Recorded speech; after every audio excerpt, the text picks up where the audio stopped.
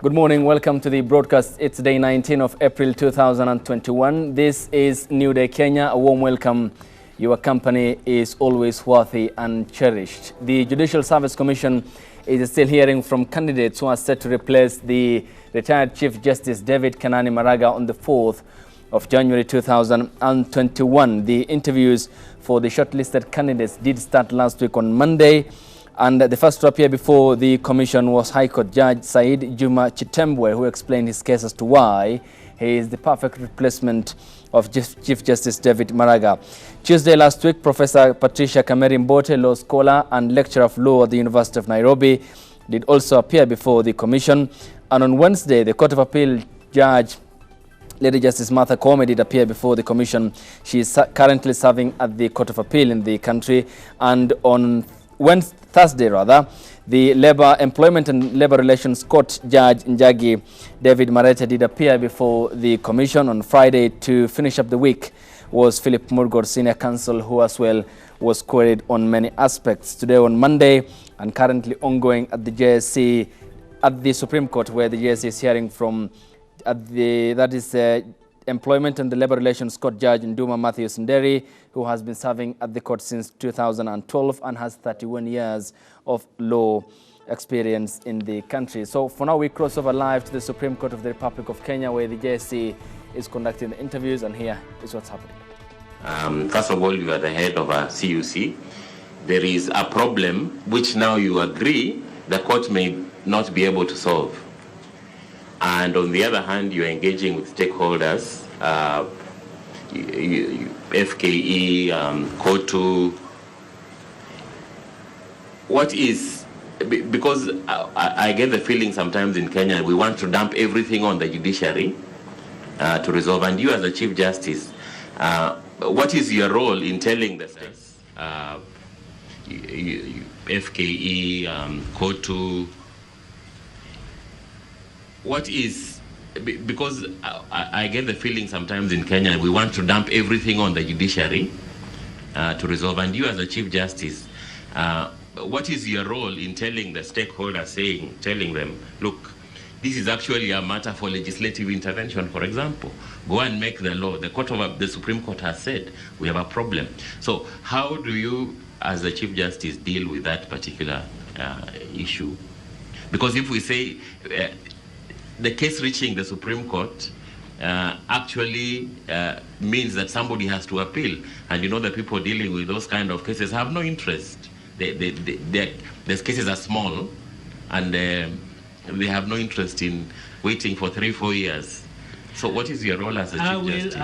If I'm appointed Chief Justice, I will deal with it, engage with the matter immediately, because I know it is hurting. Okay. And I will take a stakeholder approach. When we were in school, learning law and reading landmark decisions of great judges, there's a role of obiter dicta in great landmark decisions, where it is clear to the court that a decision being made is likely to impact many others. Landmark decisions of great judges. There's a role of obiter dicta in great landmark decisions, where it is clear to the court that a decision being made is likely to impact many other situations, such as minimum so sentence. In Muruachetu's case, yeah, the ratio was about the death penalty relating to the two people, isn't it? Yes. The applicants. But as a court, one of the objectives of the court is to develop jurisprudence. Yes. And to give appropriate relief. Appropriate relief. In your view, how does that jurisdiction to grant appropriate relief gel with the duty of the court to develop jurisprudence? When you're confronted with such a matter, how do the two relate? Commissioner, that is what I was saying in different words, to develop the law. The obligation of the Supreme Court, being the apex court, to seize those opportunities which come so rarely, to then develop the law to deal with the problematic areas. And so you agree that is actually what this Murwa Tetu did?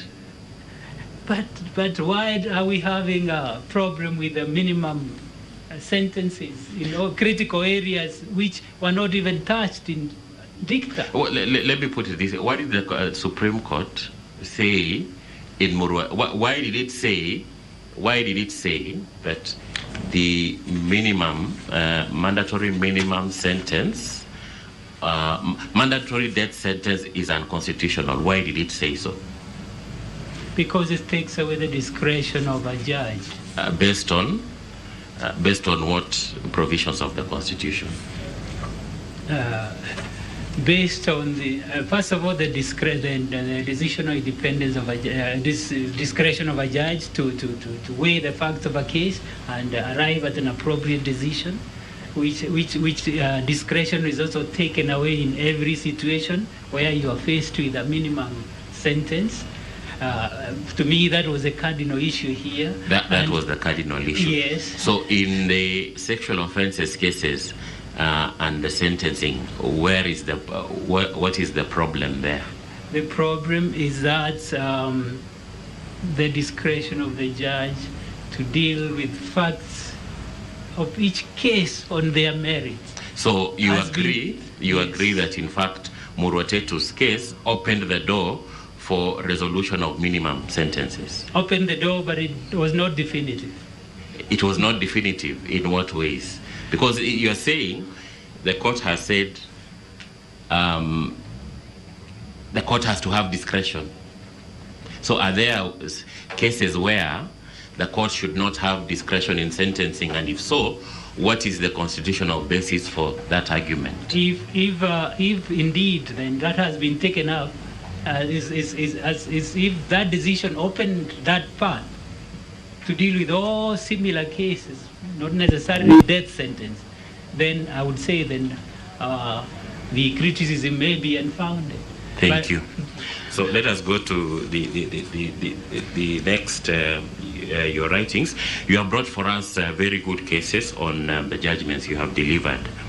I'll just go through each of them and ask you a few questions.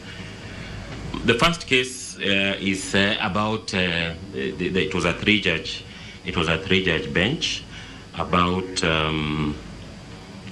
the payment of agency fees for persons who benefit from union services but are not members of the union. Am I correct? Yes. And in the West, it's a very contentious issue. They call it right to work. Yes. Right to work. And two judges upheld it and one judge dissented. Just a small issue I want to ask you. You used a lot of, you made reference, both the majority and the minority made reference to jurisprudence from other jurisdictions extensively. And in fact, it's a hallmark of your court to refer to jurisprudence from other jurisdictions, international treaties and standards. What would you say about the concept or the doctrine of what I would call constitutional borrowing as it relates to the work of the Supreme Court in terms of jurisprudential development? And the JSC continues to hear from the shortlisted candidates who have presented their candidature to replace the retired Chief Justice David Kenani Maraga, and that is live at the Supreme Court of the Republic of Kenya, where the commissioners are hearing from all those who have expressed interest. And we'll be discussing that alongside the political pages of the publications. Here's what's coming up on the front page of the Daily Nation. And it is of the night meetings. Joseph, can I have that? Can I have that up? Okay, that is on the front page of the Daily Nation. It's the MPs in night talks to craft the Deputy President William Ruto's deal on Friday in a pre-election pact, and on Saturday, some 48 lawmakers, mostly from Mount Kenya and the Rift Valley regions, met at the home of Mathira lawmaker Rigathi Gachagua here in Nairobi to discuss economic and political demands they want agreed with the Deputy President William Ruto. And we'll also be talking about the poll strategy in 2022 as the leaders form 11-member team to work out details of the agreement. and why the Orange Democratic Party leader Raila Odinga holds the card in the 2022 political succession, even as his experience and the followership he has politically in the country appears to be one that is likely to balance the political way in the country. To discuss that, I'm joined by the Westlands Member of Parliament and ODM member, Honorable Tim Wanyonyi. Thank you, your time is appreciated. Good morning and welcome to the broadcast. Later, shortly we'll be joined by Farah Maalim, the former Deputy Speaker of the National Assembly, and Ruth Ambogo, who is an advocate who is perfectly placed to talk about the JSC hearings from the candidates who have expressed themselves to be the next CJ of the Republic of Kenya. And Mheshimiwa, to just start off with what's currently happening at the Supreme Court, where the JSC is hearing from the shortlisted candidates. Today is day number 6. 5 so far have appeared before the Commission. On Monday last week, Said Juma Chitembwe, High Court judge, appeared before the Commission. Second day, Professor Patricia Kameri Mbote, law scholar. On Wednesday, the Court of Appeal Judge Lady Justice Martha Koome. On Thursday was the turn of Employment and Labour Relations Court Judge David Marete, and Friday, Senior Counsel Philip Mulgo appeared before the Commission. Today on Monday, the Commission is hearing from the Employment and Labour Relations Court Judge, who is at the moment appearing before the Commission, Judge Nduma Matthews Nderi. In your opinion, what do you think the next CJ, the Chief Justice, will embody as the head of the Supreme Court and the third arm of the government? My view is that as we continue with these interviews and vetting of the candidates, I think at the end of the day, they should give Kenyans the best man or woman who must be all round, should not just be a person with maybe vast experience or somebody who has. They should look at various things: intellectual capacity, how he understands the law, interpretation of the law, and all that. Because we have members who are appearing. There are some who are academics, some who are judges, and some who, these are coming from various backgrounds, who are practicing lawyers. And when it comes to that, you'll find that their way of looking at things are different. You'll see a lecturer, a professor from the university like Professor Mbote, will look at things a little bit more different from, say, Senior Counsel Murkol, because he is a practicing lawyer, or a judge who has been on the bench throughout his life.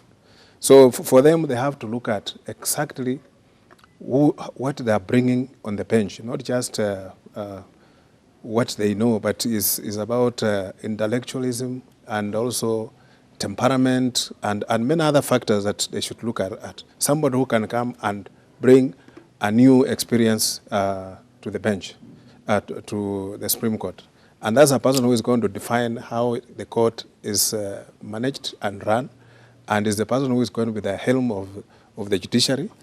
So they must look at various factors, not just considering maybe the qualification alone. Okay, and you have talked about intellectualism, and what has been the bottom line or underpinned the interviews that did start on Monday last week are issues in regards to integrity, jurisprudence, and of course independence of the third arm of the government. And you of course belong to the political faction of the political establishment that had filed a petition at the Supreme Court in 2017, which ended up with the nullification of President Uhuru Kenyatta's re-election. Are you content with the current judiciary, and do you think whoever comes on board will steer it to the path of prosperity? This judiciary, they don't operate in a vacuum. They operate in a society where various factors play together to determine certain things. It being the third arm of the government, it's part of the government, and there must always be the arm of the government that checks the other two. Because the legislature will pass the laws, but the judiciary can make sure that those laws are properly aligned with the Constitution and are not violating the Constitution or the human rights of the citizens. And then we look at the executive, they'll also be looking at other things. Will this person be able to steer the country in the right direction, or maybe unnecessary interference in the manner of which the you know, the operation of the government is done. Sometimes in the US, actually there was a collision between the judiciary and the executive.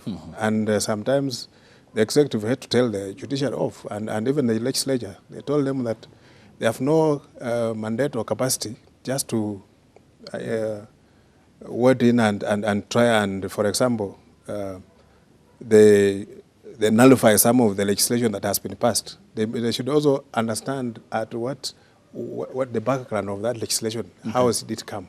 But you know, some people who are aggrieved, you can just come in, maybe it's a personal issue, but he wants to make it look like it's a public issue. Sometimes the government bring in certain legislation because they want to achieve some things. But if the judiciary becomes a hindrance, then it becomes a very difficult thing to carry on the functions of the government. What if in some circumstances, as we have seen the judiciary following the law as it is and issuing injunctions, are they right also in taking such a course? The judge must also weigh in and look at the circumstances that prevails at the moment. The law might be there, but you know, the judiciary, its work is to interpret that law, and they can interpret it very vastly. They can look at it on the way things are happening at the moment, and then they can advise or issue an advisory. Some not necessarily issuing injunctions and all that. You know, sometimes when you issue prohibitive orders, and we have seen how it has come to be the government ignoring some of those orders, which is not right. We expect the government to respect the law because we are operating under the rule of the law, and we also want the judiciary to issue orders that can be respected. If you issue orders that will be in vain, then it means that it's going to charge the repute of the court, even the judge who issued it. So it is sometimes have to look at various circumstances before you issue an injunction or a certain order. We don't want, even in legislation, we say we don't want to legislate in vain. If you legislate a law that can be roundly be disobeyed, then what is the purpose of that law? Okay. Now, Ruth Ambogo joins us. She is an advocate of the High Court. Good morning, Wakili. Asante, good morning. Your time is appreciated. Many thanks for coming, and it's so timely that we have you. Allow me to apologize for coming late. Okay. Mombasa Road is crazy. You know, they are building the overpass, the expressway. Yeah. So the traffic there is quite crazy, but we appreciate what government is doing. Okay. Hopefully that once that is completed, we will be avoiding the unnecessary traffic on Mombasa Road. Okay, it's the short-term pain for the long-term gain that we need to be experiencing at the moment.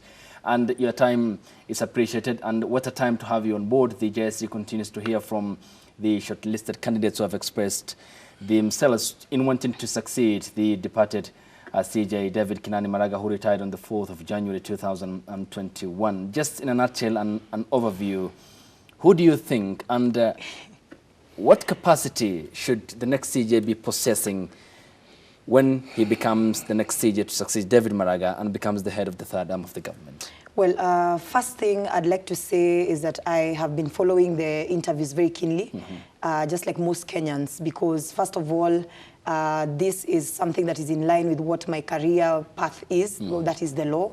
And I have been a very keen proponent for the independence of the judiciary for quite a period of time. Okay. And for me, my support for the independence of the judiciary stems from the fact that, you know, I am a key proponent of justice, and I say that when the judiciary is not independent, to be able to have autonomy over its own decisions and its own, you know, operations, then as a country we stand at a very risky position when it comes to questions of dispensation of justice, as well as, you know, just the general running of the country. I think when I was coming in, Mheshimiwa was talking about how there is need to have these three arms of government work together harmoniously. But even as we talk about the harmonious working together of the three arms of government in order to push the agenda of the Mwananchi, we need to realize that at the end of the day, that there are certain institutions that need not be touched. Okay. You know, there are certain institutions. Of those three, the judiciary for me holds a more sacred, needs to hold a more sacred position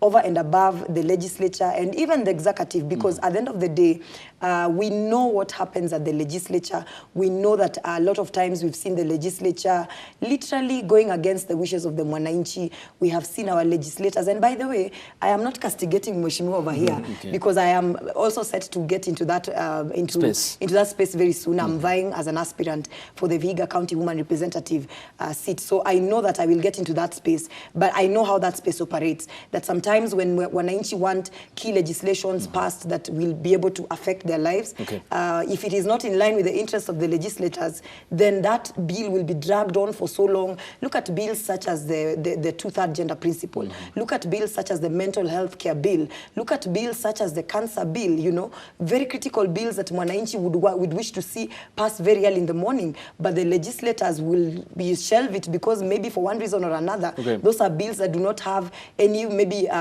you know, financial input or interest for them. Look at how the executive sometimes behaves, you know, when, let's say, for example, they decide to outrightly disobey court orders, to outrightly disobey the directions by the court, to outrightly decide that, like, for instance, during Justice Maraga's time, for the president to outrightly say that, you know, I am not going, or rather to somehow show that he's not willing to swear in 41 judges, when we know that at that particular period of time, it is critical for us to have judges sworn in, because when you do not have courts, when you have courts that do not have sitting judges, then that is delay of justice for Mwananchi. So for me, the judiciary holds a very sacred space, and therefore these interviews are interviews that I follow very closely. And as you have asked, who do I see, or rather, who do I think is fit for that position?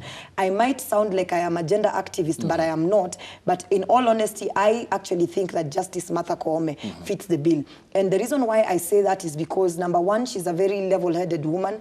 I'm not saying that she fits the bill because she is a woman. I'm saying so because she's a woman who has qualified, who has shown that she's level-headed. We need a Chief Justice who shall be a level-headed Chief Justice.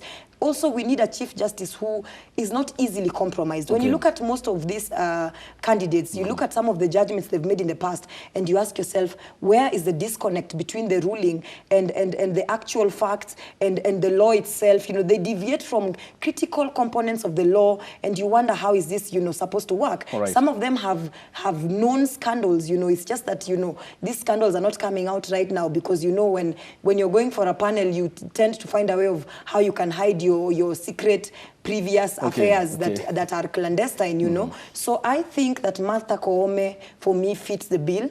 Number one, also, I mean, if I was to play the gender card just a bit, I'd like to say that I think she fits the bill because we need a woman Chief Justice. You know, we need a Chief Justice who's a lady for a change, you know. And not just because we want one who's a lady, but because, I mean, it's time to try and see what would a Chief Justice who's a lady would, I mean, what would a lady Chief Justice deliver for our country? Right now, the trends are showing that globally, and even just Kenya itself, some of the best managers of public bodies and parastatals are women. There was a whole feature that was done during International Women's Day where they highlighted the women who hold some of the very senior positions in this country. The SRC chair is a lady. The controller of budget, I think, is a lady. It's all women. So if we can trust women in such positions, then why not trust a woman for the first time for the position of the Chief Justice? That is subject to the presentation of the report before the President by the JSC. But to just query you on the statement that you have made before I go to Honorable Tim Wanyonyi in regards to independence. There's already bad blood between the executive and the judiciary. Yes. And you look at the 10 years of the first Chief Justice under the current dispensation, Willy Mutunga, and CJ David Kenani Maraga, who has left office. And the approach was different, but they were equivalent on one aspect, that is the expansion, decentralization of justice across the country in terms of setting up proper infrastructure for justice to be dispensed. So whoever comes on board to take over from CJ Maraga, you'll agree with me, must first of all be diplomatic enough to settle the bad blood between the executive and the judiciary. I totally agree. Then how steep slope will that be, given the court orders that the executive has continuously disobeyed? You know, sometimes when it comes to issues such as, you know, bad blood between the executive and the judiciary and any other political arm, many times it actually, you will realize that it actually boils down to, sometimes, by the way, it actually would boil down to the personalities holding the various positions and not necessarily the two institutions, whereby you realize that these two personalities are people who have decided we are not negotiating, that I want this and I want it done my way, and if you're not giving it to me my way, then I don't even want whatever way you will give it to me. And I think I agree with you when you say that we need a diplomatic person. And that is why, for me, I was of the opinion that a lady would somehow find a way of sitting down and settling the scores between these two institutions. And the thing is, sometimes it's just a question of personalities. As I have mentioned, that you on this end are saying that I am the president and you need to realize that I am the president and you need to respect me as the president and you cannot bully me around.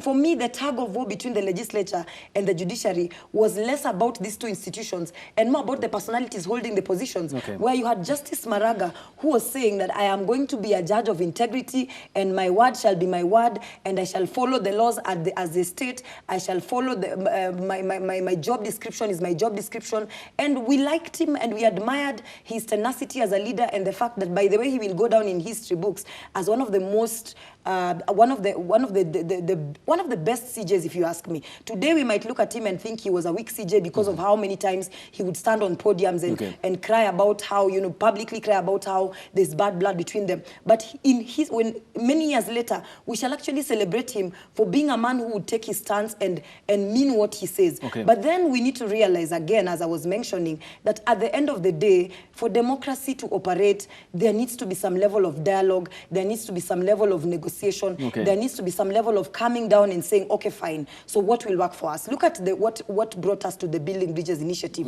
We had a constitution. I mean, Kenyans were saying, yes, we have a constitution. The handshake came about. It was a very new concept to Kenyans. But at the end of the day, the cost of democracy, you know, all these things, all these efforts, judiciary, executive, legislature, are all arms that are supposed to ensure that our democracy is stable. So if there are ways to negotiate sometimes that democracy, it would work well to ensure that the country moves forward. So I'd say the next coming Chief Justice needs to have the wisdom to understand that much as your opposition says ABCD, there comes a time when you sit down on the negotiating table, you come down and ask, so for what reason don't you want to swear in the 41 judges? Because remember, the president had his reasons. For what reasons didn't you want to swear in the 41 judges? Remember, the president also has intel, because I would hear situations, or there were claims that some of those judges were compromised. So if those are the claims of the president, then the incoming CJ should have the wisdom to sit down with the president and say, so let us agree which ones need a new fresh vetting, which ones need to go through a new process. So democracy sometimes needs a bit of people calming down, a bit of people negotiating, but we also need to agree that there are times when democracy requires people who are bold enough to stand and say, this is the position and we are not taking no for an answer. All right, talking about Tim Munyonyi, then how important is it, while maintaining the independence of this third arm of the government, and of course the rules that come, and the clear blue waters between the executive, the judiciary and the legislature, whilst having a CJ who will have a political eye to perhaps, for instance, end the deadlock on the 40 judges, because one judge has passed away, the 40 judges to be sworn in, because the courts across the country are affected because of lack of judges, and you have backlog of cases, up to 17,000, more than 17,000 cases apparently that the courts must dispense with. So how important is it, while maintaining independence, for the next CJ to come on board and settle, end the deadlock between the executive and the judiciary? I think, as my dear friend here said, sometimes it requires the character of a person in that office to read the mood and also look at the circumstances prevailing, and then tone down a bit. You know, compromise is not weakness. It just shows that you have looked at all factors and say, okay, fine, if this cannot work, why can't we adopt another plan so that you move forward? Because I've never really understood, although it was actually very unhealthy for the president to have stood down that appointment of the judges. Normally what happens, he should have even just written back an advisory and tell them, I don't need the following characters, they must be re-examined, because they had gone through vetting process the way this was going, and all those things were brought up. So when it gets there, and then we get that the president has got reservations about some, I think he should have just written back and say, ABCD, we don't need this. So then he can go ahead with the rest. If they cannot whittle down that list, then they have just to find a way of how to go about it, because the judiciary is actually overstretched. It's overstretched because it has got very few judges, and the cases, the backlog of cases are so many. And so I look at it that the president and also the Chief Justice, both of them adopted hardline stand. And that one was not good for the country, and it has caused, I think, the judiciary and the whole country a lot of pain, because people are crying for justice and it's not being dispensed. And you know, when you delay justice, when justice is late, then it's denied. Yeah. So many people, especially business, you know, in South Africa, when when it comes about economic justice, those cases are dispensed with very quickly, because they don't want to delay. If you delay, you might kill that business. Yeah. So the courts appoint judges who sit and specifically look at those matters very quickly and dispense with it. But when we find that a case is tracking on and on and on and on, and is affecting a business, those businesses may end up collapsing, or even the investors will get discouraged and just maybe look for some other places. Okay, so you have mentioned the standoff between the executive and the judiciary having an impact on the common man and chief. Yes. But I'm just interested, you are taking out of the equation parliament, legislature. Yes. I mean, you have cash-starved the judiciary. It's operating with 17 billion Kenya shillings. More or less, it's performing a decentralized function because courts are all over across the country. I mean, does parliament also need to shoulder the responsibility here for Kenyans who are apparently not getting justice as required from courts of law across the country? You know what passed in parliament, normally you might just blame parliament per se. But all bills in the parliament are sponsored by the government, by the executive. This is a bill that has been brought by the judiciary. It's amended by the parliament, it's sent to the Senate, and take to the president, and then the judiciary says, we don't have the money. So they come and amend, and we realize in the parliament, actually, we increased that budget. You know, it was, I think it was 43 billion or something like that. They reduced it to almost half. But we took it back. And then we demanded the money be given to the judiciary. And we even had sittings with the judiciary to justify. Because, you know, these days, the way budget is done is itemized, item by item. So if you want to remove an item, you might say, this item was budgeted for, but it's not, we cannot fund it right now. It can be removed without affecting the whole system, yeah? But the problem is not parliament. Parliament only sits to listen. Because people come and present their budgetary estimates, parastatals and government agencies and all that. And once you justify, then as we pass what has been brought to us, if you amend, then the judiciary, treasury are the ones who will have the last say. So they are the ones who are cutting the budget, it's not parliament. Okay, but hearing CJ David Maraga, who at some point stood alone at the doorsteps of the Supreme Court, where he addressed the press and said, even my calls to the treasury are not answered. I mean, as a person who belongs to a party that subscribes to social democracy and social justice, are you concerned that the judiciary is, in terms of resource-wise, starved, yet it's supposed to dispense justice to all Kenyans, including you, who sought the justice that you wanted when you filed a petition in the Supreme Court in 2017? And we must also look at the other way also. The judiciary actually creates a lot of revenue for the government. The money that is judiciary collects is a lot. It's huge. In fact, if they were allowed to use that money at the source, they will not have any problem with the finances. But because this money is generated and is taken to the treasury, treasury is now the one now decides how much money they are going to release to them.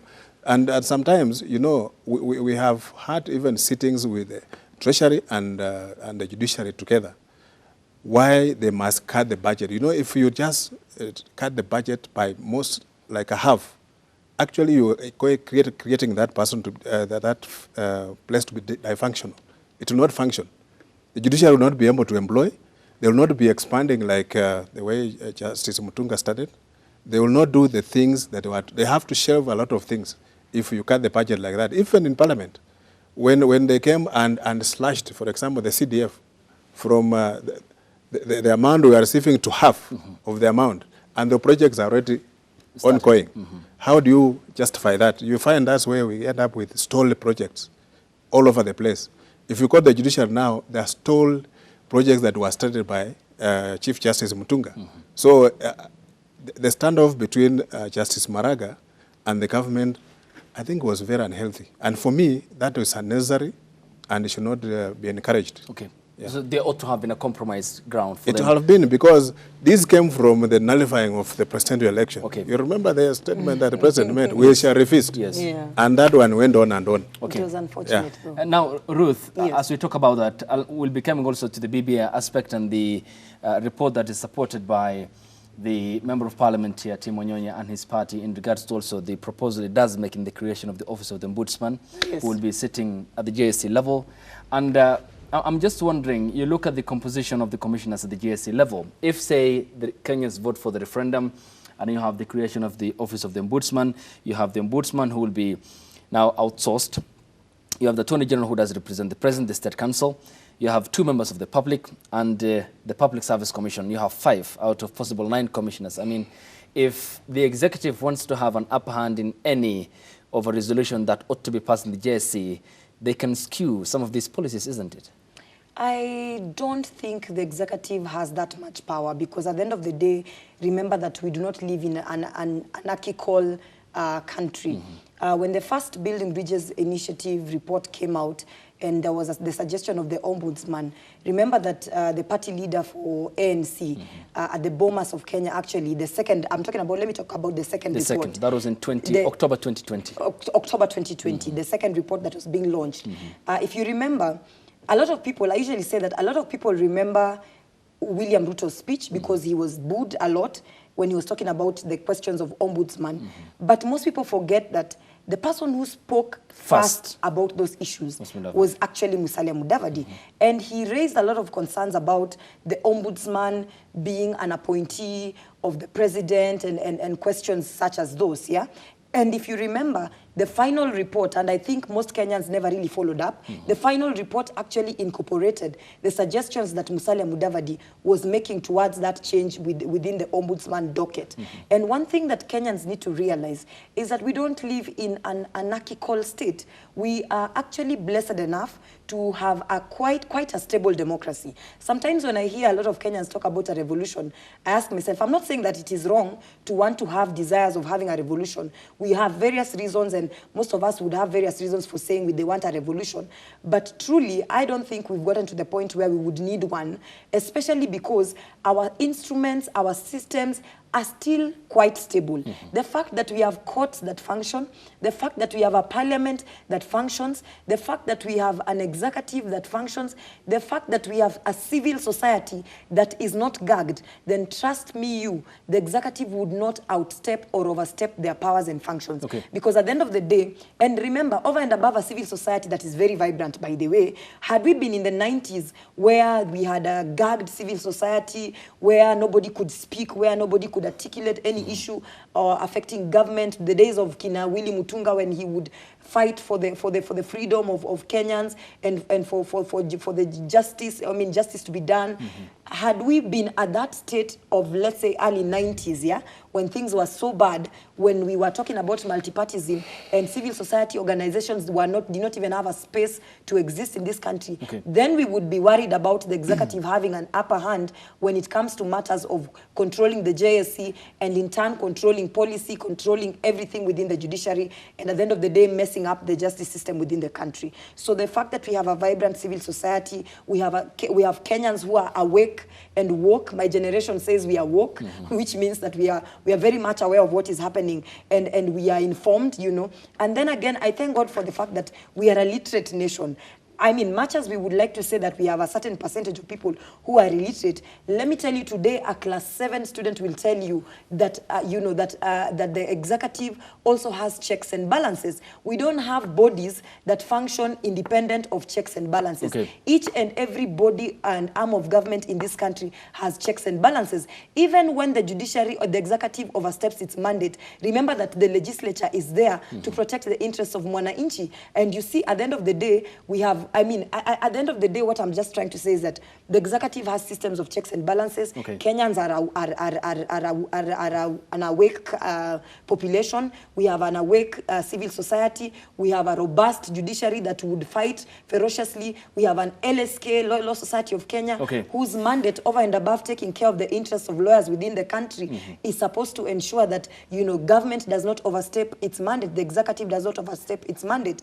And thank God we have strong leaders in this particular institution. So Okay. I think we are safe as a country, and nothing like that would actually happen. Okay, more or less you have underscored the importance of, despite the appointment largely done by the executive, integrity underpinning these officials at every level of government. Exactly. And that perhaps is what solidifies our democracy, according to your statement. But however, does it concern you that all the candidates who have been shortlisted, 5 had from today is day number 6 for candidate number 6, 4 more until we hit 10, that integrity appears to be a key factor and element that the JSC commissioners are looking for? How important is integrity amongst all state officials for, according to your case, to even further entrench our democracy?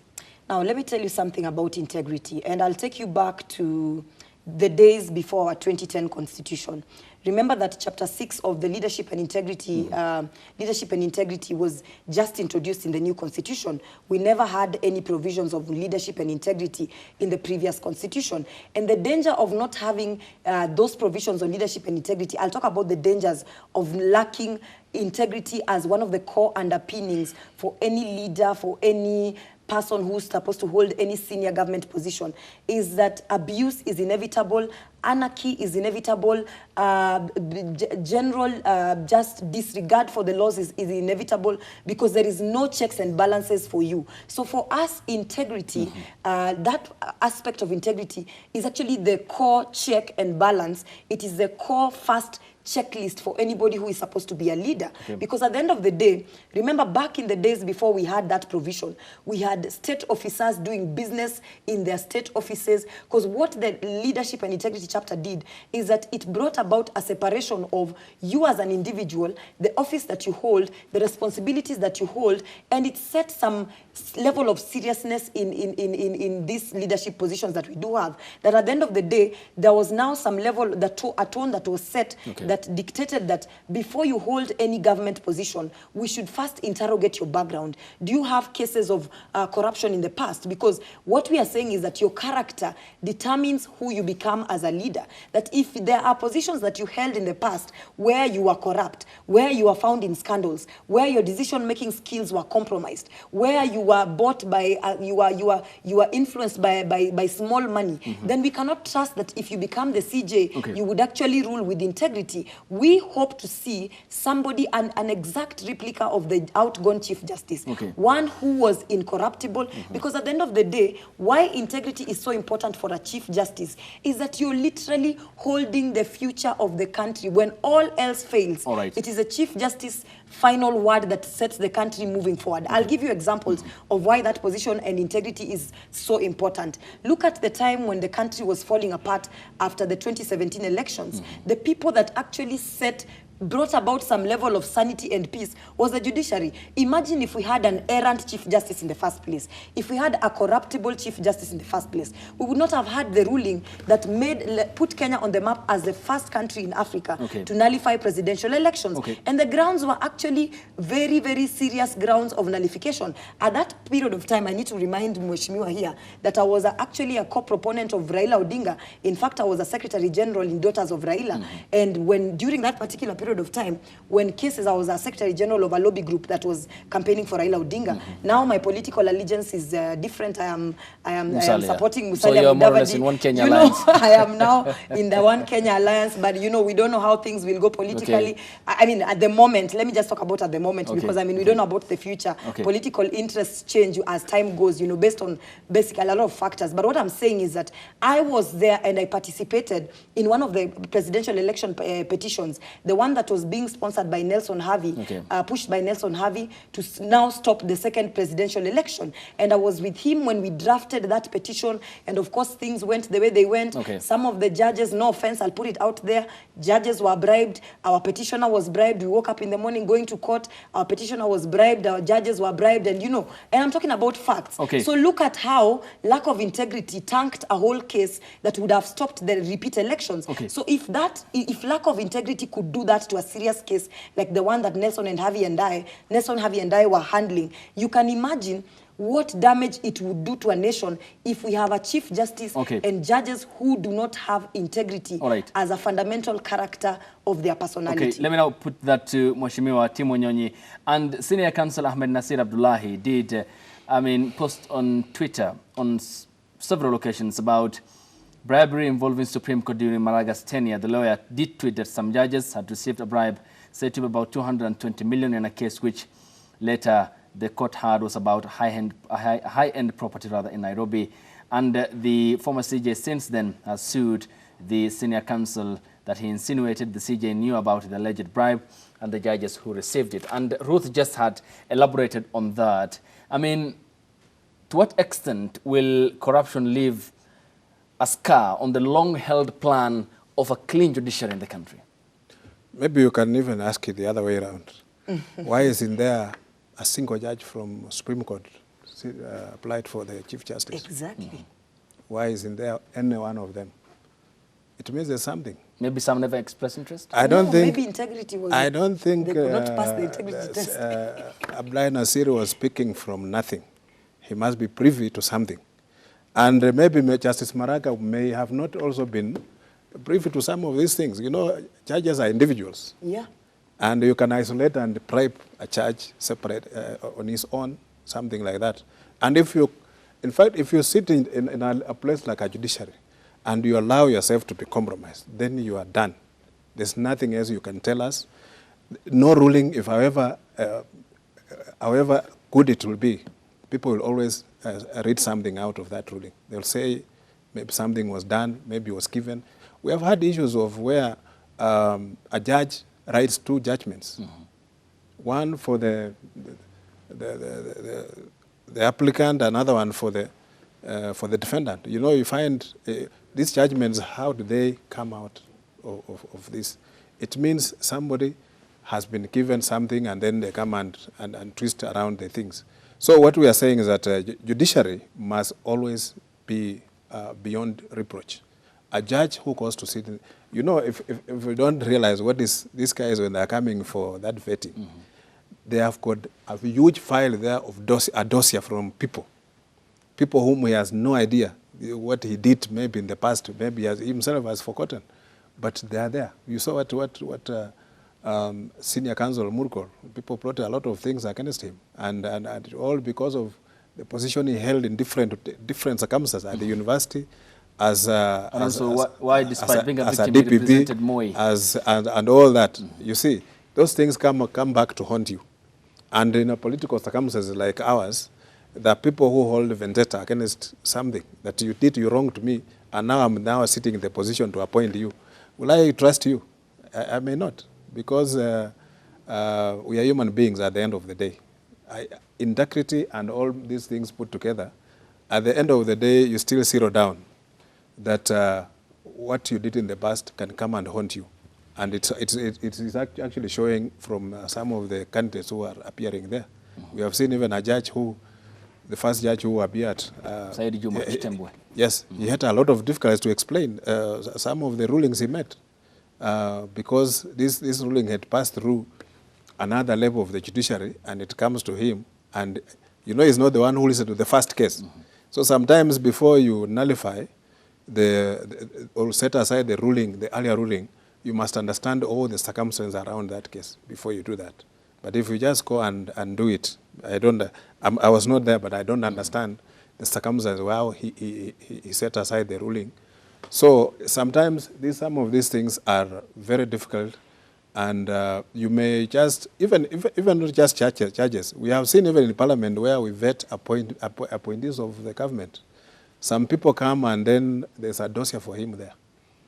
What we normally do is sometimes you give him that file for the benefit. Let him go through. If he still want to go forward with the vetting, then you continue, and then you'll have to deal with those things. Okay, to come clear on that. Yeah. And before we go to the political pages of the publications of what transpired over the weekend, what impact will politicization have, not on the outcome per se, because the JSC is an independent organ that will recommend who they think is the right stage and perfectly fits to take over from David Maraga. What impact does politicization have on the independence of the judiciary? Starting with the Mheshimiwa. You know, even Justice Maraga was not the first, he was not number one on that list.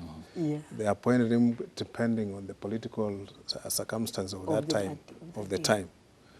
And the president may choose to appoint number 3, not number 1, depending on the political situation or circumstances that are going around.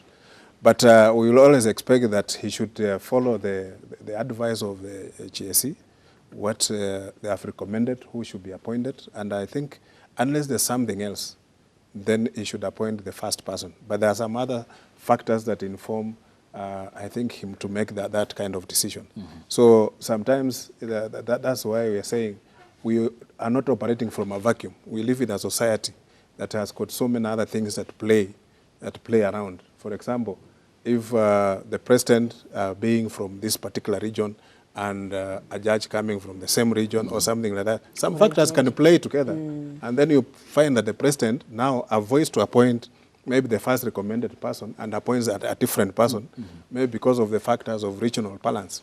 But not that they are bad or they have integrity. No, no, no. Yeah. All the names that we presented have been sifted through. Yes. Meaning they have been given the green card. So he can weigh in with another, maybe. Okay. Other factors that might play out. Yes. Yes, Honorable Ruth. Then what impact does politicization have on generally the independence of the judiciary? I would like to partly agree with Mheshimiwa that, you know, we don't live in a vacuum and we don't live in a glass, in an all, you know, rules set up and everything. Basically, our society is very dynamic. That, you know, there could be a wave that is going on. Like, for instance, right now, the global wave, I'll tell you for sure politically, the global wave right now is that there is a movement of wanting to have more women in political spaces of leadership.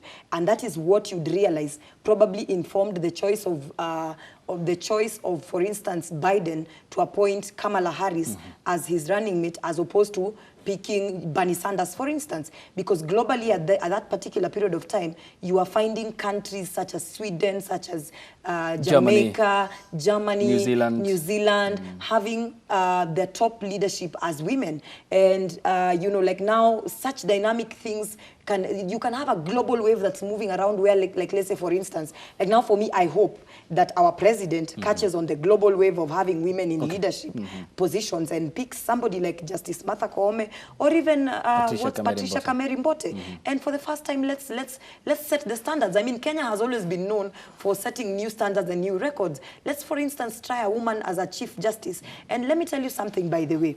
I am encouraging the president. I am really encouraging the president because in the past he has been accused of not having what we call political goodwill to push the agenda of women in leadership. Right now I'm hearing society complaining and saying that, oh, you know, we can't have a Chief Justice who's a woman and a Deputy Chief Justice who's a woman. But the question I am asking is that why is it that in the past we have been so comfortable with a male Chief Justice and a Deputy Chief Justice who's male, and we are not comfortable for once with a Chief Justice who's a woman and a Deputy Chief Justice who's a woman. So just like he's saying that, for instance, regional balance could be at play, I am saying, Mr. President, wherever you're seated, could the gender, card appeal to you? Okay. That will give people like us the confidence also to and not just people like us, but even generally, we might actually find ourselves getting to a point of passing policies such as like the policy that women wanted in the Building Bridges initiative Applying that to never men. made it, that when you have a male Okay. governor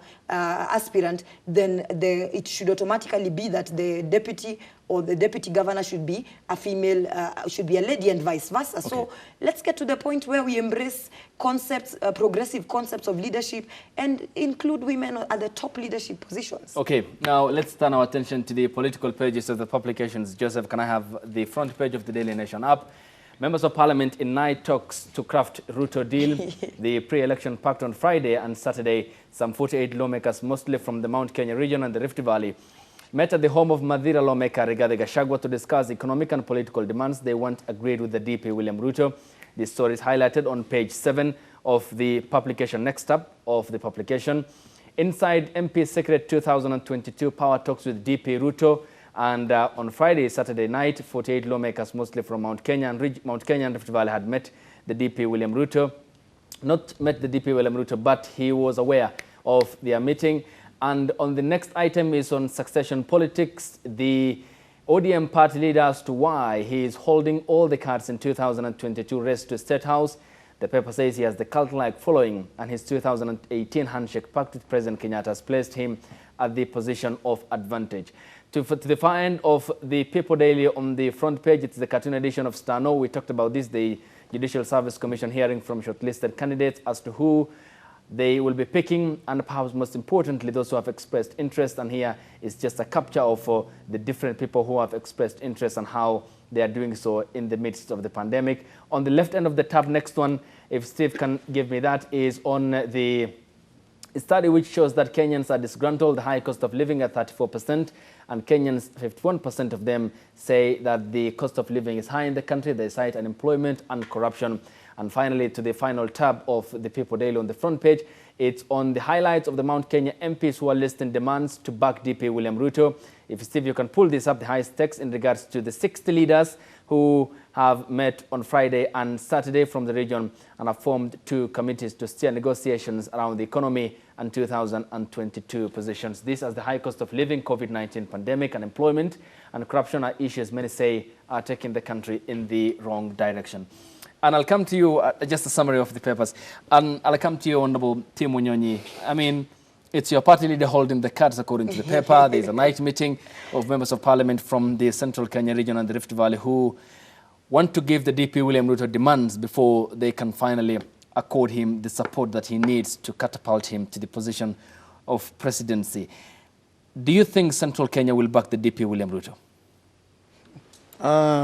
I'll say yes and no, because now this will boil down to individuals, and I don't think whether these legislators, these members of parliament, whether they hold the sway on the attitude of the people in Central Kenya, because we have known the Central Kenya to be voting in a particular way. And it just comes, sometimes it boils down to what is their interest in a particular event, so that they can vote like that. And I'm also curious, why will they make such a demands on somebody? Because that's just being dishonest, I think. You want to support somebody, you get in the government and make your demands. You are not yet there and you are making demands. What is he going to give them? MPs like Ndini Nyoro Kiharu constituency says that the president's mismanagement of the economy is why they are putting the demands on the DP William Ruto's table. No. There's neither here or there. These are some fellows whom, when we are going to election, they will hear nothing about us pointing a finger saying these things has happened in the previous government, which was held by the same people. And now they get in the government. If you go there, let me tell you, if you look at what is happening even in the Central Kenya today, it's not happening elsewhere in the country, because all development things are taken there. If you see a road being done in Western Kenya, it will be for about 200 million shillings. If it's happening in Central Kenya, it will be $1 billion plus. So how do you marry that? So for me, whatever they are doing is just dishonest, and they should just be clear whether they support Ruto or they don't. And that's the bottom line. We cannot have people making demands and have been walking around telling us why they're supporting Ruto against the president. You know, it just boils out. But my party leader, at the end of the day, is a person who cannot be ignored in the Kenyan politics. Okay, we'll talk about the Raila factor and the handshake. Yes. And Ruth, coming to you. Yes. The president had this Sagana meeting, the third, 2016, 2019, and in 2021, early January, where he had consolidated his support base. But it seems that when 48 lawmakers from the region are demanding the Deputy President William Ruto to give them certain guarantees and assurances, then does it, or is it an interpretation, or is there a translation, or can we presume that the president apparently has no firm grip in Central Kenya region? Central Kenya region, first of all, needs to be understood as to how they are socialized. We all know that it is said that Central region people generally, forget about even the leaders, just the people generally, are serious businessmen. Meaning these are people who know how to negotiate. These are people who know how to bargain for what they want. These are people who know that you don't place your cards on one basket. And it is a lesson that other regions need to learn. And I'm glad that other regions are learning the same, with the leading region that is learning it being Western region, just after the Central region. The Central region leaders are just bringing to play what they are naturally used to doing, to bargaining. Basically sitting down and saying that, look, you are not just coming to get our votes until you ensure that A, B, C, D, E, F, G, H concerns about ourselves and our people are taken care of. Remember when the president went to Sagana, the people had put a lot of pressure on him. They were not seeing him. He was not in touch with them. And they told him, my friend, if you're not going to listen to us, we are going to walk away. And that is what every region needs to do. That nobody should be singing the tune of anybody in this country. That you sit down as a region. I am not for tribalism. I am for regional bargaining, strong regional bargaining. That you sit down as a region and you actually identify what issues are affecting you. So that when you're going to the negotiating table, you bring about issues concerning your people. You don't just go there to praise the president and sing his tune. So like the Central Kenya region people, I'll tell you that these people are pretty much just bargaining for their people. And a lot of times when Kenyans begin complaining about how, you know, there's a lot of development in Central Kenya as opposed to the Western region, as opposed to other regions, don't blame it on anybody except your leadership, because it is the leadership that bargains for what is to go to the people. At the end of the day, we know that there is what the country, what the revenue allocation says should go to every county. But there are certain favors and certain development projects that will only come to you if you are a good bargainer. Okay. And that is something that the Central region people have beaten most of us. And I thank God that within the Western region, we are seeing a new wave where the Western region leaders have come together under the umbrella of Musalia Mudavadi and are realizing that the only way to get things done within the Western region, the only way to bring about development is if we bargain as one region, as a united region, and bring about the development that we want to bring about in Western region. Okay. So within the Western region, I'm seeing that that is being facilitated by Musalia Mudavadi. He's doing it very well. He's uniting the region. The elusive Luhya unity has finally been found. And by the way, in the coming elections, it's going to be very difficult for other political parties to actually get seats within the Western region. Okay. So what this, as I finish, what these Central region leaders are doing, they are not going to swear any allegiance to anybody, by the way. Okay. They will come to the sitting table with William Ruto, and if William Ruto is not ready to fulfill their interests, they will walk and go to another sitting table with Raila Odinga. If Raila Odinga is unwilling to fulfill their interests, they will sit down with Musalia Mudavadi. If Musalia Mudavadi is the best bet for them, they will go for that. Okay. At the end of the day, what people want right now is development. Okay, you have mentioned the aspect about the Western Kenya aspect and the unity. I'll query you on that.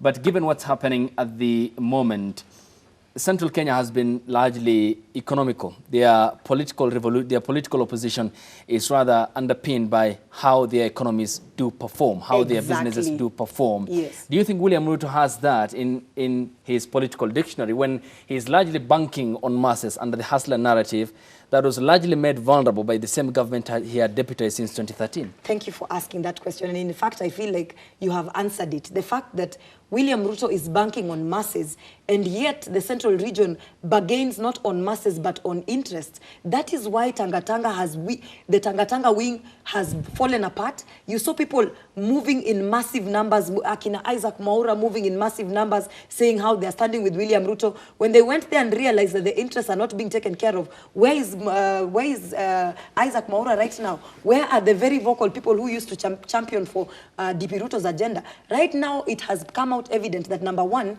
I'll be very honest with you, and I'll be I'll just be very candid with you. My analysis of the DP Ruto camp is that there is no agenda going on in the DP Ruto's camp. Even the people who call themselves hustlers will soon realize that, number one, there is no genuine interest for the hustler community within DP Ruto's camp. Because at the end of the day, you can't be telling people that you're championing for the interests of hustlers, but when you get a chance, for instance, to go to a by-election, you pick the dynasties to vie. Okay. If William Ruto was genuine about his hustler narrative and wanting to empower the hustlers in the country, number one, first of all, his wheelbarrow initiative, as you can see, fell just like I predicted it a while back. It was an unsustainable strategy. Number two, him banking on nominated members of parliament to join him to push his agenda has failed. The likes of Isaac Mwaura are now silent because they are realizing that there is no future there, absolutely no future. This is a gentleman who has built his political career this last term that they are in by opposing the president,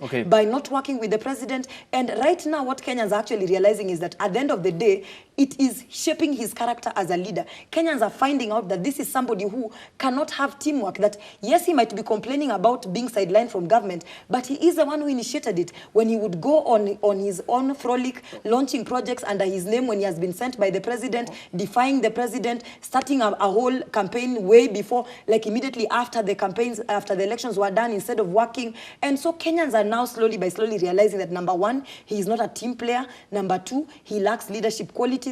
Number three, he does not have any solid agenda. And number four, Kenyans are also realizing, by the way, that the options that we do have are the leaders who speak for them when issues and concerns are now at the table. For instance, right now, let me just finish up on that point and say, briefly, for instance, right now, we are talking about the debt situation in this country. We are discussing about our economy. Sorry to say, but Mheshimiwa Tim Wanyonyi, even your party leader, the moment he got into the handshake, he became comfortable. We no longer see his hard stances on issues, matters concerning the economy. The only person right now who is talking about the economical issues and concerns of the Mwananchi and how the economy should be sustained and how things should be done differently is Musalia Mudavadi. Now, under Tim Wanyonyi, then your party leader, there are questions as to whether he will contest in 2022, and the paper has detailed that he holds the trump card, he holds the leverage card in this case to balance the political equation in the country. Will he be on the ballot? Yeah, I think he will be on the ballot. But what I'm saying is that we are part of, we stand for democracy. We have allowed democracy to be, to happen in the party. That's why we opened up and said people who want to run for the party ticket, they must apply and be vetted by the party. And then we will do our primaries and select one of them to be our flag bearer. And we have had Governor Joho and Governor Oparanya have already put in the application. And all this will be put together with all of them, including our party leader. Then we'll come up with a candidate who will run for it. And that's why I'm saying that Raila Odinga is not just another politician. Raila Odinga is a mass, he is a person who can move masses. He's a person who is popular across the country. And ODM is the only party that has got following across the country, all over. Everywhere. We have fielded candidates from 210, all 249 constituencies. We have fielded candidates in those, even if our numbers in parliament does not reflect that. But you look at the number of governors we have, you look at the number of senators we have, you look at the number of MCAs we have, and the counties that we are heading. It is a party that actually cannot be ignored. It is a party that has got support from across the country, including even the One Alliance. They are also looking at Raila's camp, whether to see whether at some point they might work with him or not. Ruto camp now, they have softened. They are also looking at the Raila camp, whether they can work with him or not. You see, these are factors. They know that anybody who wants to win has to look at this direction. Okay, so in other words, is the Copernican constant that all revolves around. But how important is it for your party to form coalition or alliance? Because given what we witnessed post-2017, the NASA coalition more or less is on the brink. And going by the statement of your brother and Senator Moses Wetangula, he said that it's on deathbed, more or less it's oozing political blood. So how come again they are likely to seek his support to springboard their political equation, or the One Kenya Alliance you talked about, and who in this case will deputize who, if in your early statement going by that Odinga will run for the presidency? You know, in a political play, you come together to form a government. And if you don't get into government, that interest is no longer there. So you cannot hold against your partner that he failed to do this or that. What I think is that the NASA team had a very good idea that they are going to form the government, and once they form the government, various things will happen. And in the next election, then something else will happen. One of them, other than Raila, will have maybe been proposed to run. But that never happened. So they are just back on the ground zero, that now they begin again. And Raila is still a player and can still demand for his position. Even if they came together, they will still ask, now who will be our flag bearer? And it will be put together, and everybody will weigh it together and see who will be the most likable candidate that can deliver the seat for the coalition. So sometimes coalitions are formed. They are formed only to for the purpose of wrestling power from those who are in power. And number two, in other jurisdictions, coalitions are formed after election, whereby now, for example, if the PBI passes, okay, and if you want to become the prime minister, and your party has numbers in parliament, but not enough numbers to form to be the one to become the prime minister, you look for coalition partners to give you numbers so that you can now claim for that position. Okay. And that's why I'm saying that there's no permanent political enemies. Okay. The only permanent interest. Yes, Okay. the permanent interest, because one alliance might even end up working with Raila.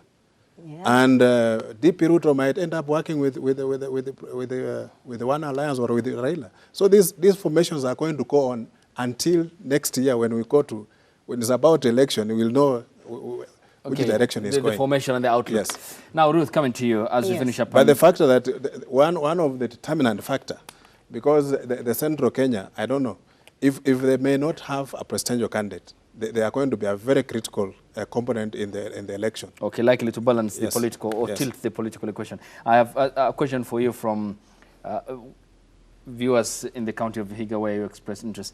But before that, the ODM party leader Raila Odinga has had a firm grip on Mulembe Nation. Yes. You look at the 2007 election, Yes. 2013 election where Mudavadi was defeated despite Yes, hailing yes. from the region, and in 2017. So in the event you talked about the unity of the Mulembe Nation or Western Kenya region, who do you think then will perhaps end the firm grip that Odinga has had on the region in terms of members of parliament and generally the support he enjoys across the counties of Kakamega, Vihiga, Busia, and the county of Bungoma? Who will do that is just Musalia Mudavadi himself. How will he And do how that? he does that is through his political party.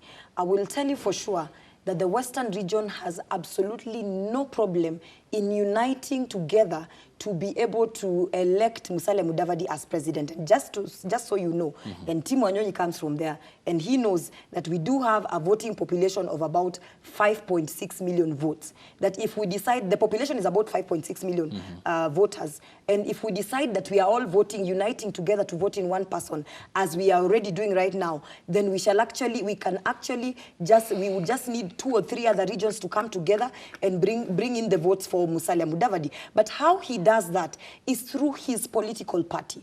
ODM was able to penetrate Western region because of what the structures within the ANC political party and what was going on within ANC. The fact, and it is common, it's something that even happens in ODM and other political parties, where you find that there are very funny rules within these political parties that, you know, the people who the masses want to hold a particular position are denied party certificates, and then weaker candidates are given. And what ends up happening is that the people revolt and vote for other political parties where they find stronger candidates. So if ANC, and by the way, I mean, I'm just speaking, I like to be very candid. If ANC wants to unite, if Musalia Mudavadi wants to unite ANC as a region, for instance, let's now begin with, I'll just give an example of the women representative race at Vihiga County right now. Biti Sadagala. Where, exactly, where Biti Sadagala is presently the woman representative. I will give you information that you might not know. I mean, of course, this is very local politics. You might not know it. That just recently, a survey was done by a very reputable poll company, and they actually interviewed people on the ground, and they asked them that if an election was to be held today, who would win the election? Are you aware that this young lady you see here, was leading by 48% in terms of acceptability rate, and Biti Sadagala was coming second at 35%. And the other question was, if ANC was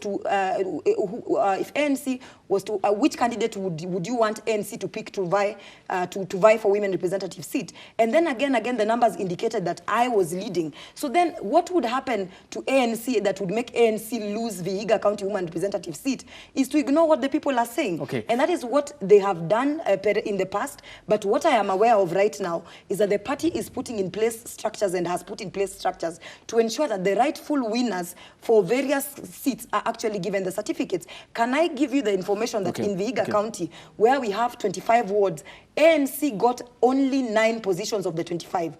What was happening to the rest? You found people, ANC, you'd find candidates who would vie on ANC, like for instance, my local area NCA, Honorable Atsiaya, vied on ANC.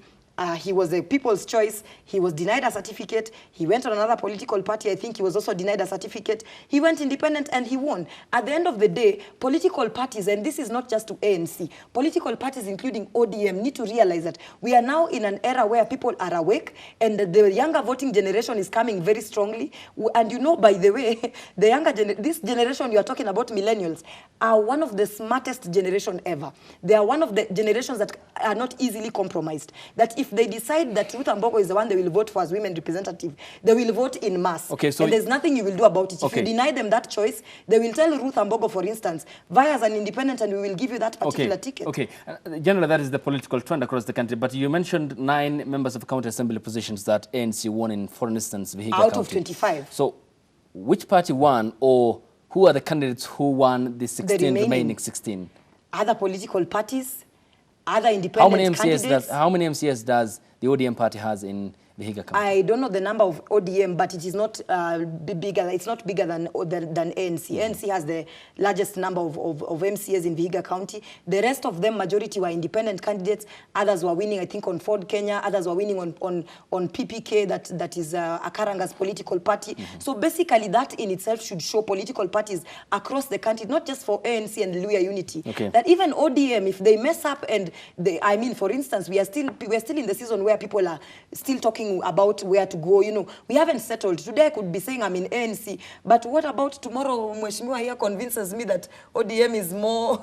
If he convinces me that ODM is more organized, then we decide to switch. And I find that there is no democracy in ODM. Again, ODM will lose that seat. So I think it's just a general wave that is coming out, and political parties this time round, if they are not careful, will lose to independent candidates, will lose to smaller political parties. And let me tell you right now, young people are registering political parties in mass because they are realizing that wamepangwa in the past and are not ready to be pangwad again now. So you talked about perhaps not having the facts now, but there are more members of the county assembly on an ANC ticket than ODM. Yes. But generally what's factual also is that there are more members of parliament and senators on ODM ticket than AMC from Western Kenya region. No, within Vihiga. More members of parliament. Generally from Western Kenya. I'm talking about Vihiga, Kakamega, Busia. Yes, the 5 counties, the answer is yes. But so, then again, that's why I was saying. So what does it take? How will it take Musalia Mudavadi then perhaps to end the Odinga dominance of Western Kenya? First thing he needs to do is that he needs to embrace new blood in his team. I will tell him that, and I hope he's listening. I know his people are listening. I mean, I will tell him, I am yet to register as a member of ANC. I am just pushing Musalia Mudavadi's agenda, but I would tell him that number 1, he needs to recruit new talent. He needs to invest in new talent. That he needs, when he sees young people like myself and other young people who are vibrant, who are full of energy, young people that the society has accepted as optional leaders that can take over. He needs to listen to these people. He needs to decongest the space that he has. Open up that space.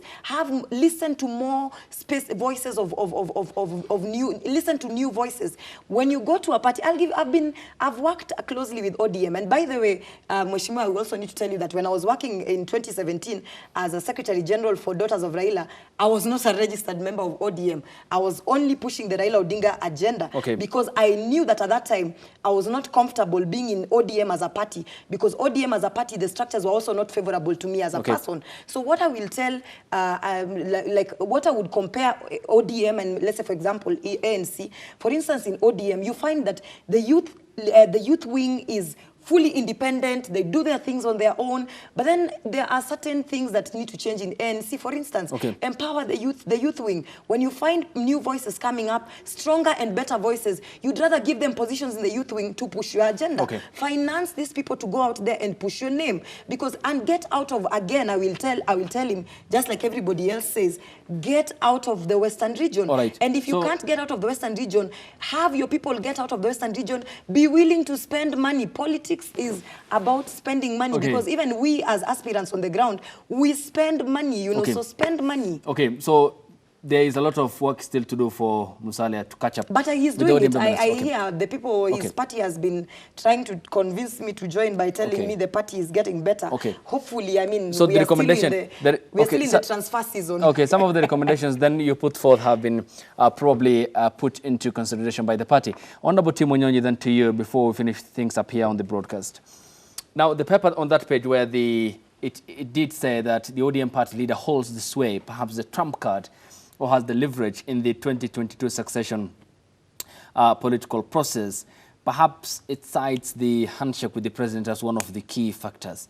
But I just want to ask the status of the handshake. I mean, the concerns that were expressed at some point by Senior Counsel and Siaya County Senator James Orengo and the Member of Parliament Rarieda constituency, Otiende Amolo, who said in the event state officials and operatives at Harambee House would not stop sabotaging the handshake process, then I swear, he said, Otiende Amolo, that we can return to the status of February 2018 before the handshake.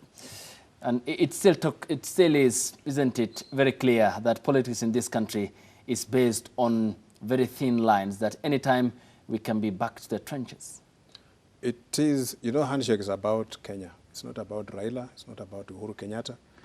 These two gentlemen had to come together because of the country. The country was hurting.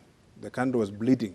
And we didn't want to go through that situation again. But when you know, it requires a statesman to sacrifice his interest for the welfare of the country. And that's why we look at some people who try to interfere and start speaking very ill of the handshake. They don't understand the dynamics that was put into this situation before to rescue the country. It was actually a situation of rescuing the country. And we should always look at, before that time, what was going on in the country. It was terrible. The economy was on a standstill. It's even COVID, like this COVID, is even better. But what I can say is Raila Odinga is a man who has sacrificed his personal interest for the sake of the country many times. And I don't think, and going forward as we are going for an election, we have candidates who are preparing themselves, who are preparing themselves to make it look like they are the candidates who are likely to win, in fact, who must win. And if they don't win, they might just bring some other issues that will bring a lot of tension in the country. But the other thing I want to advise my sister here, in politics, don't go by those figures you are being given. Yes. Go and weigh the ground yourself. But because that is, I'm just advising you.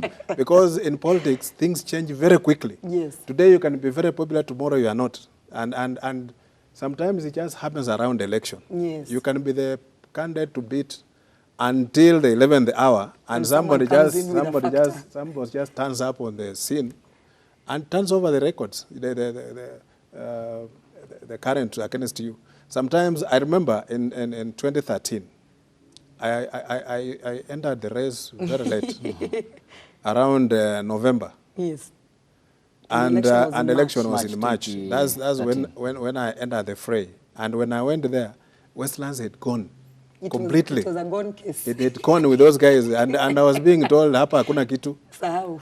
But I just went there and just did my homework properly. Yes. And by the time we got to around December, end of December, I had overturned the events, the records. These guys now, they were now running behind me, and they were chasing and trying to turn things around. So sometimes in politics, it's just about you look at things and just apply and just go and do the right thing, and then people will understand that you have something good for them. Okay. So what we are saying is that ODM is a bat to beat. ODM is a party that still, when ODM speaks, everybody listens. When Raila Odinga speaks, everybody listens. Okay, let me When put you on somebody- that because I need to carry you more on the status of the handshake. And when we get back from the break, we still will be with Ruth Ambogo and Honorable Tim Wanyonyi, Member of Parliament, Westlands constituency, as we discuss the topical issues in the country. And of course, what has been happening at the Supreme Court, where the JSC was hearing from the candidates who have expressed their interest in becoming the next CJJ, the third under the current constitutional dispensation in the country. The hashtag on Twitter is NewDayK. We are back after the break. Welcome back to the broadcast. You are watching New Day Kenya, still with Honorable Tim Wanyonyi, the Member of Parliament, Westlands constituency, on an ODM ticket. Ruth Ambogo is an advocate of the High Court And an equally aspirant. commentator on political and social And development. an aspirant. Your time is appreciated. Thank you so much for staying with us here on the broadcast. Mheshimiwa, I was on you. Now, you mentioned about the ODM party going it alone in 2022, or where, if need be, forming an alliance with other like-minded political outfits or alliances and coalition. But I'm just curious about what advantage the handshake will have, especially on the candidature of the former Prime Minister Raila Odinga, as you earlier mentioned, say, suppose he contests.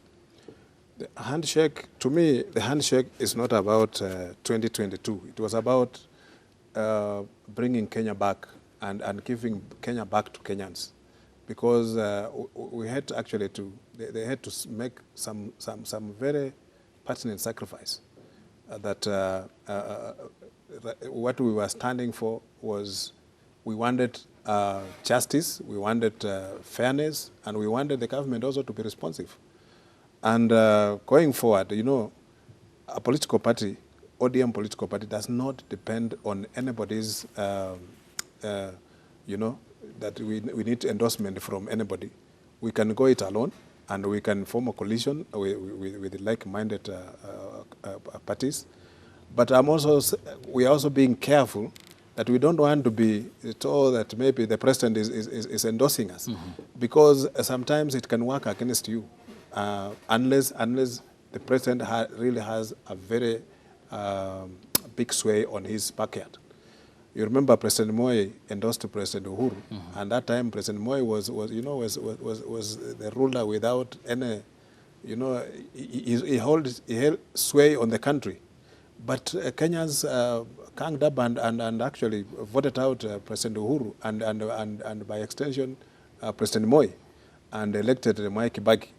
So when you are going to an election where the president is not one of the candidates, it means the field is open for everybody to run. And this is why anybody who is entering this fray must actually be ready to face the other players, because the time is still there, people will still come up. But we know the front runners. Who are the front runners? Coalitions are forming. We have seen one alliance which has come up. ODM is a party that is still standing. Jubilee, I think, has disintegrated. And now we have William Ruto with his own outfit, and on and on. So me going forward, you know, Raila Odinga is not a person that can be ignored in these political circumstances. So whilst you say that the president at some point in 2018 in Karatina Market in Nyeri, yes, he said, my pick for 2022 will shock you guys. And you mentioned President Moi. Yes, the President Uhuru. Yes. You mentioned President Moi, and he handpicked political novice then Uhuru Kenyatta, who was defeated, as you said, but he lived to see the project come to success in 2013. And President Kenyatta today is more or less active in his succession, is planning it better, but apparently has not come clear or public as to who he wants to take over the top job in the country. Who do you think is properly placed or to angle for the influence of the president or the hand of support that the president might offer in 2022? Yeah, rather he would have played a Kibaki role, because Kibaki refused to endorse anybody or support anybody. And he just let it play out. So for me, the president has, he has got his own political interest. Mm-hmm. He has got his own, you will look and say, maybe he thinks so and so can be the best candidate to carry on with his legacy. Mm-hmm. But Kenyans might think otherwise. Kenyans might think otherwise, because right now people think he's so close to Raila Odinga that he may support Raila for the presidency. We are not sure about that, because Raila is an experienced politician. He knows very well that he has been played and he has been betrayed in the past. Mm-hmm. So he, as much as he may wish that the president can deliver for him some of his constituency, not all of it, but some of it, and then the rest he can do it himself. So I believe that whichever direction the president is going to go, whether he will go with the prime minister or with the DP Ruto or any other formation, the Kenyans at the end of the day will determine who will be the president of Kenya. Okay. The president, and most likely, people always rise and actually go against the system. Because if the president says this is the way we are going to go and the people are not happy about his performance, mm-hmm. they'll just vote the other way around. Okay, which is a double-edged sword in this case, as is the case with what happened in 2002 with President Kenyatta. And 2002, I can say if there was any revolution in Kenya, it was 2002. Okay, and it did happen. But Kibaki killed it when he got into power. Okay. Yes, he killed our revolution. Okay. Okay. Well, he positively killed it. Okay. Okili Ruth Ambogo. I mean, you earlier also mentioned about how disastrous revolutions can be, for instance, in the context of, say, in Libya or in Syria or in Yemen, where we have seen it. Those are destructive that was the 2011 Arab Spring. They wanted to free themselves from the firm grip of dictatorships, but also they ended up in the wayward direction. But you remember that Arab revolution? It came by after Obama went to Egypt and made that statement. Okay, in 2009. Yes, when they made a speech in Egypt, I think he addressed the university or something. That was the University of Cairo in Egypt. Yes, from there, that thing started, it was like a wildfire had been lit. Okay. Yes. And that's how it took off. It was the millennials, this generation of mine, it was the young people who started that revolution. Okay. So the young people are very, I don't know why we really underestimate the young people, especially in this country. And the start of that. And I can tell you that in this coming 2022 elections, my friend, the first thing that will happen, Mheshimiwa, is that if you don't work with the young people, you are likely not to win. Okay. Number two, that we will have a lot of young aspirants and not just aspirants, but they will actually move from being aspirants to winning. Okay. Now, and to be specific, the start of that revolution was Mohamed Bouazizi, who set himself on fire when the local council confiscated his trading equipment. Yes. And later on that went on to spread around the Tunisian capital, Tunis, and it kicked out President Zine Abidine Ben Ali. Now, my question to you, before we finish up, and I'm giving you the final word here. Yes. On the importance of alliances, and we have now the One Kenya Alliance, we have seen the ODM party, it said it can go alone, and it said that we form alliances and coalition at the right time. You have the ruling Jubilee party more or less experiencing a lot of friction because of the standoff between members who support the deputy president and the president. Going forward then, what political arithmetic do you think will end the country, the concerns of Kenyans in that report by Infotrack yesterday, on unemployment, corruption, the basic necessities that Kenyans cannot meet today, that further, I mean, multiplied by the pandemic and how they're experiencing all these challenges? Which political arithmetic, who is the political player, perhaps who can free Kenya from the shackles of uncertainties? I am going to analyze them one by one. Okay, briefly. Number one, I had already spoken about William Ruto. Okay. And I said that his hustler economics, hustler wheelbarrow economics failed. And his attempt to reach out to border guys failed because Boda Boda was pretty much a project of, you'd say, President Uhuru Kenyatta and Kibaki, and so it's not necessarily William Ruto's forte. That is out of the question. Number two, let me analyze Raila Amolo Odinga. Unfortunately, even his own followers now complain that when Raila Amolo Odinga shook hands with Uhuru Kenyatta, the Raila we knew who would stand and articulate issues affecting the society suddenly went mute. And we don't even see him talking about these issues, because at the end of the day, Kenyans, all Kenyans want is that they sometimes just want somebody who understands that there are those issues and articulates them the same way that they would. Okay. I'll be very honest with you that right now, I only see 3 big alliances or 3 major alliances so far. That which might be formed by William Ruto with whoever he wants to partner with, the possible one that will be formed by Raila Odinga with whoever he shall partner with, even if that will be Musalia Mudavadi and his camp. And then now the Musalia Mudavadi camp right now as it stands, the Kenya One Alliance. To be honest, and in all honesty, we are being real and up close and personal with ourselves. The only person who has been articulating the issues that are facing Mwananchi at the moment is Musalia Mudavadi. Right. People might look at his personality and say, oh, he's a weak presidential candidate, or he's not. You know, there are various different times within a political environment of a country require different personalities of a leader.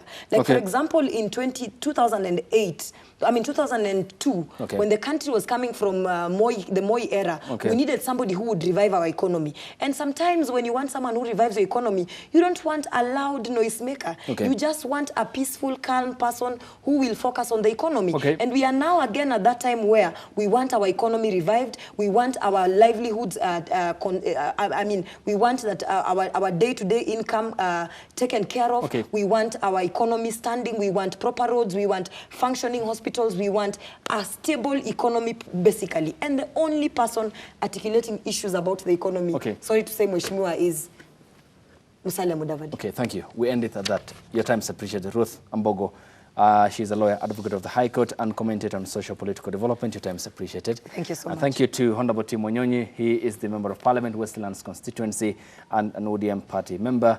And thank you to you too for watching the broadcast. We now cross over live to the Supreme Court, where the JSC is hearing the shortlisted candidates who have expressed their interest in becoming the next CJ.